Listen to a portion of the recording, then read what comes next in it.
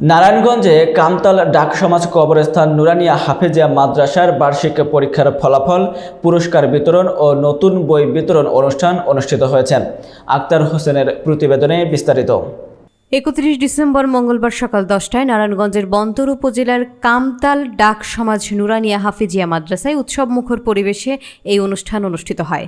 মাদ্রাসার মুহতামিম মাওলানা আব্দুস সাত্তারের সঞ্চালনায় প্রধান অতিথি হিসেবে উপস্থিত ছিলেন বন্দর উপজেলা পরিষদের সদ্য সাবেক চেয়ারম্যান আলহাজ মোহাম্মদ মাকসুদ হোসেন। বিশেষ অতিথি হিসেবে উপস্থিত ছিলেন আলহাজ মোহাম্মদ সফরউদ্দিন ভূঁইয়া মেম্বার, 4 নম্বর ওয়ার্ড ধামগড় ইউপি সাবেক মেম্বার আলহাজ মোহাম্মদ নবীর হোসেন, হাজি মোহাম্মদ আলাউদ্দিন, মোহাম্মদ আলী সহ স্থানীয় গণ্যমান্য ব্যক্তিবর্গ এবং মাদ্রাসা শিক্ষার্থীদের অভিভাবকবৃন্দ।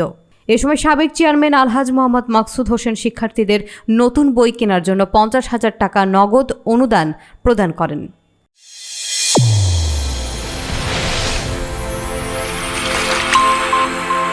চ্যানেল A1 হৃদয়ের স্পন্দন।